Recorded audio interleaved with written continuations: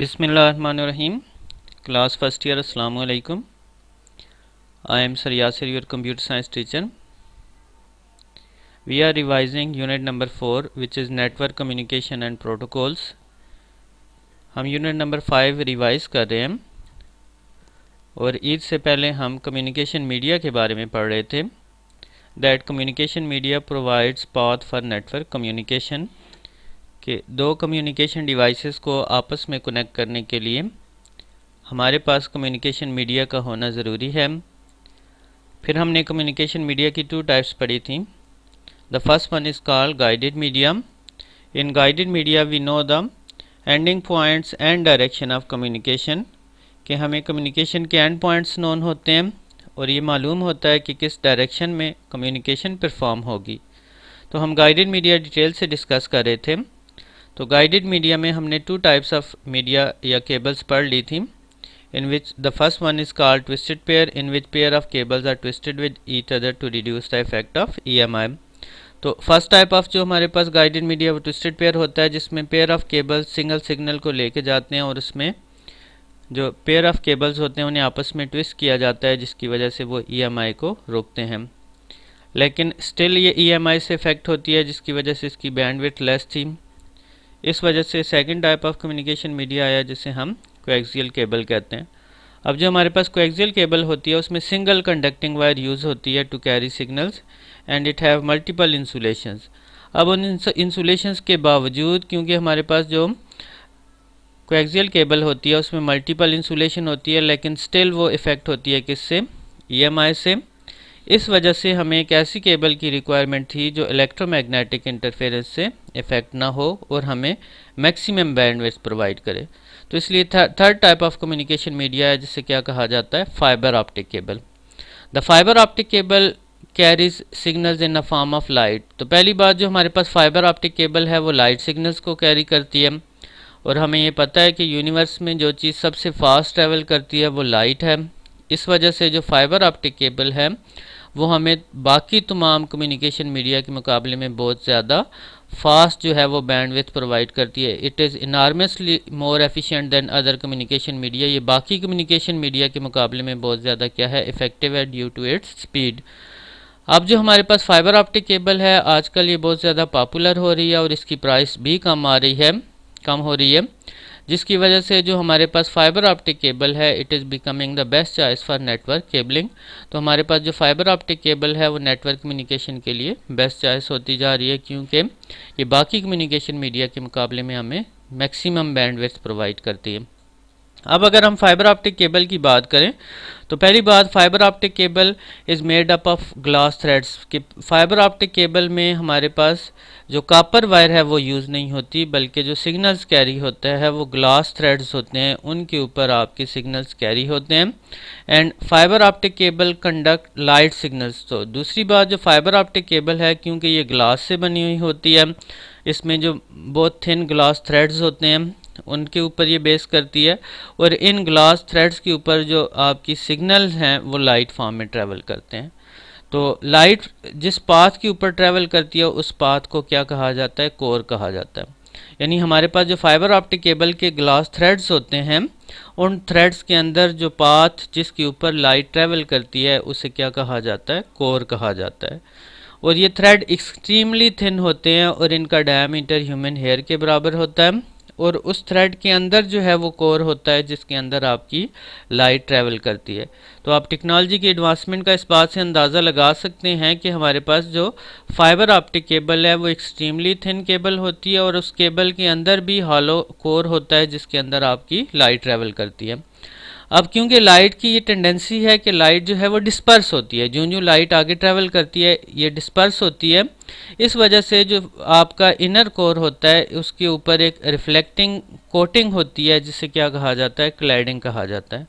यानी fibre optic cable के हर glass thread के इंटरनल सरफेस के ऊपर एक पॉलिश होती है, जिसे क्या कहा जाता है? क्लैडिंग कहा जाता है. और इस क्लैडिंग का पर्पस क्या होता है? It reflects back the light into the core, कि जब आपकी लाइट डिस्पर्स होती है तो ये उस लाइट को दोबारा से कोर के अंदर रिफ्लेक्ट बैक करती है. तो इस तरह से आपकी फाइबर ऑप्टिक केबल के अंदर ही लाइट जो है वो ट्रैवल करती है और उसके ऊपर फिर हर आपके थ्रेड के ऊपर आपकी आउटर प्लास्टिक कवरिंग या प्लास्टिक जैकेट होती है जो उसे प्रोटेक्ट करती है। अब फाइबर ऑप्टिक केबल के अंदर सिंगल फाइबर भी हो सकता है, लेकिन मोस्टली इसके अंदर जो है वो नंबर ऑफ़ फाइबर जो है वो आउटर कवरिंग के अंदर जो है वो क्या होते हैं, बाउंडेड होते हैं। फाइबर ऑप्टिक केबल्स हमारे पास 50 फाइबर्स वाली थ्रेड्स वाली भी होती है, 100 थ्रेड्स वाली भी होती है, 200 थ्रेड्स वाली भी होती है। जितने नंबर ऑफ़ थ्रेड्स ज़्यादा होंगे उतनी जो है वो हमें ये ज़्यादा बैंडविड्थ प्रोवाइड करेगी। अब अगर हम इन डायग्राम्स को देखें जिसमें फाइबर ऑप्टिक केबल को दिखाया गया है, जो राइट साइड पे डायग्राम है इसके अंदर जो फाइबर ऑप्टिक केबल है इसके ये थ्रेड्स दिखाए गए हैं। तो एक केबल के अंदर नंबर ऑफ़ थ्रेड्स होते हैं जो लाइट सिग्नल्स को कैरी करते हैं। अगर आप इन थ्रेड्स की टिप को देखें तो ये हमारे पास ग्लास थ्रेड्स होते हैं। इन ग्लास थ्रेड के अंदर जो है वो कोर होता है जिसके अंदर आपकी लाइट ट्रैवल करती है और हर थ्रेड के ऊपर ये आपको प्लास्टिक की कवरिंग मल्टीपल कलर्स के अंदर नज़र आ रही है। और फिर इसकी आउटर कवरिंग होती है जो इसे एक सेंट्रल लोकेशन पे बाउंड करती है और फिर उसके बाद आउटर प्लास्टिक जैकेट होती है जो इसे एनवायरमेंटल कंडीशन से प्रोटेक्ट करती है। अब ये जो हमारे पास फाइबर ऑप्टिक केबल है, अगर हम इसके सिंगल थ्रेड को बड़ा करके देखें तो ये आप देखें कि फाइबर ऑप्टिक केबल का जो इंटरनल पाथ होता है जिसके अंदर लाइट ट्रैवल करती है उसे क्या कहा जाता है, कोर कहा जाता है। कोर के ऊपर जो है वो रिफ्लेक्टिंग मटेरियल की कोटिंग होती है जिसे क्लैडिंग कहा जाता है। क्लैडिंग का ये पर्पस होता है कि लाइट को दोबारा से अपने पाथ के ऊपर रिफ्लेक्ट बैक करती है और इसके ऊपर फिर आपकी आउटर प्लास्टिक जैकेट होती है जो इसे प्रोटेक्ट करती है फ्रॉम अदर इन्वायरमेंटल कंडीशंस। अब जो हमारे पास फाइबर ऑप्टिक केबल है आजकल ये टेलीफोन के अंदर, इंटरनेट के अंदर और बाकी जो हमारे पास कम्युनिकेशन के डिफरेंट जो मेथड्स हैं उनके अंदर फाइबर ऑप्टिक केबल बहुत ज़्यादा यूज़ हो रही है और इसकी प्राइस डे बाई डे कम हो रही है और it is becoming the most popular cable in a network communication. और ये हमें 2 गीगाबाइट्स पर सेकंड से भी ज़्यादा जो है वो बैंडविड्थ प्रोवाइड करती है। अगर हम फाइबर ऑप्टिक केबल के मेरिट्स की बात करें कि फाइबर ऑप्टिक केबल क्यों पॉपुलर है, तो पहली चीज़ है इसकी बैंडविड्थ। तो इसकी बैंडविड्थ जो है वो बाकी कम्युनिकेशन मीडिया के मुकाबले में बहुत ज़्यादा हाई है। ये हमें अप टू 2 गीगाबाइट्स पर सेकंड, बल्कि आजकल जो हमारे पास लेटेस्ट फाइबर ऑप्टिक केबल हैं वो इससे भी ज़्यादा हमें बैंडविड्थ प्रोवाइड करती हैं। फिर उसके बाद दूसरी चीज़ है अटेनुएशन। जो फाइबर ऑप्टिक केबल है इसकी अटेनुएशन कम है। अटेनुएशन किसे कहते हैं कि सिग्नल जो ट्रैवल करते हैं तो वो अपनी स्ट्रेंथ को लूज़ करते हैं। अब फाइबर ऑप्टिक केबल में क्योंकि लाइट फॉर्म में सिग्नल्स होते हैं इस वजह से लाइट जो है वो बहुत फास्ट ट्रैवल करती है, तो सिग्नल अटेनुएट हुए बगैर अप टू किलोमीटर्स तक ट्रैवल कर सकते हैं।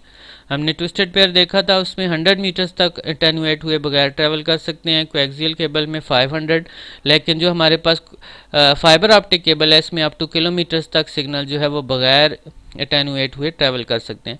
फिर it is not affected from EMI। तो बाकी जो कम्युनिकेशन मीडिया का प्रॉब्लम था कि वो EMI से इफेक्ट होते थे, लेकिन फाइबर ऑप्टिक केबल EMI से इफेक्ट नहीं होती क्योंकि इसमें लाइट सिग्नल्स होते हैं जो फोटॉन्स कहलाते हैं, जो चार्जलेस होते हैं, तो वो किसी भी तरफ डिस्पर्स नहीं होते। अब इसके डीमेरिट्स की अगर हम बात करें तो फाइबर ऑप्टिक केबल के मेरिट्स भी हैं, डीमेरिट्स क्या हैं कि ये EMI से तो इफेक्ट नहीं होती but it is affected from chromatic dispersion के लाइट जो है वो डिस्पर्स होती है जिसकी वजह से हमें क्लैडिंग रिक्वायर्ड होती है।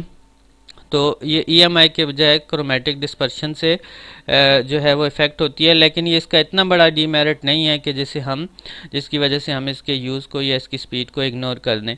फिर हमारे पास फाइबर ऑप्टिक केबल एक्सपेंसिव है और इससे रिलेटेड इक्विपमेंट भी हाईली एक्सपेंसिव है। तो फाइबर ऑप्टिक केबल क्योंकि न्यू टेक्नोलॉजी है, इसमें ग्लास थ्रेड्स यूज़ होते हैं, सोफिस्टिकेटेड टेक्नोलॉजी है, तो जिसकी वजह से ये बाकी कम्युनिकेशन मीडिया के मुकाबले में एक्सपेंसिव है।